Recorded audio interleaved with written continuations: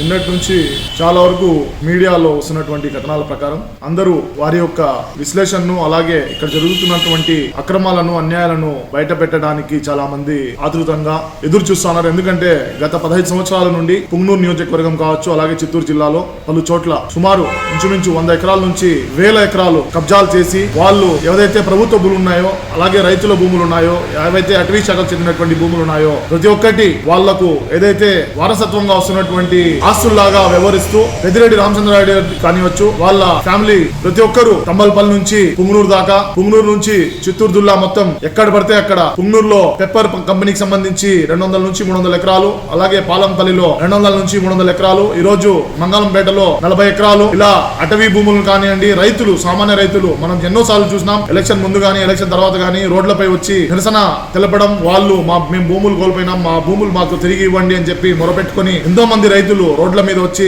ఎన్నోసార్లు ప్రభుత్వానికి విన్నవించుకున్నా కూడా అభివృద్ధి పేరులో వాళ్ళు భూములు కబ్జాలు చేసుకుని భూములు అక్వైషన్ చేసి వాళ్ళ లబ్ధి కోసం వాళ్ళ అనుచరులకు కానివ్వండి, వాళ్ళ బినామీలకు కానివ్వండి, వాళ్ళ నాయకులకు కానివ్వండి, వాళ్ళ పేరు మీద పెట్టి భూములు కబ్జాలు చేసి ప్రజల నోర్లు కొట్టి ప్రజల కడుపులు కొట్టి వాళ్ళు వాళ్ళ లబ్ధి కోసం ఇలాంటి దుశ్చర్యలకు పాల్పడుతూ ఈ రోజు నేను ఏం చేయలేదు, నాకు ఎలాంటి విషయాలతో సంబంధం లేదు, నేను అమాయకుండంటే ప్రజలు అమాయకులేం కాదు. ఎందుకంటే పుంగనూరు నియోజకవర్గంలోనే కాదు జిల్లా నుంచి రాష్ట్ర వ్యాప్తం వరకు మీరు చేస్తున్నటువంటి అన్యాయాలు కానివ్వండి, అక్రమాలు కానివ్వండి ప్రతి ఒక్కరూ గుర్తించినారు. అలాగే మదనపల్లిలో పైల దగ్ధం కేసు నుంచి ఏదైతే అక్రమ కేసులు కావచ్చు, ఎవరు నోరెత్తి మాట్లాడితే వాళ్ళ పైన కేసులు కావచ్చు, వాళ్ళను జైల్లో వేయడం కావచ్చు, నేను వాళ్ళని గుద్దేయండి వాళ్ళని చంపేయండి నేను చూసుకుంటానని చెప్పిన దాఖలాలు కూడా ఉన్నాయి. బుద్ధుల్లో కూర్చున్నటువంటి తెలుగుదేశం పార్టీ ఏజెంట్లు కావచ్చు, జనసేన ఏజెంట్లు కావచ్చు, వాళ్ళని హింసించడం, వాళ్ళ పైన అఘాయిత్యాలు చేయడం, వాళ్ళను కించపరిచి మాట్లాడడం, వాళ్ళ వ్యాపారాల పైన దాడులు చేయడం, అలాగే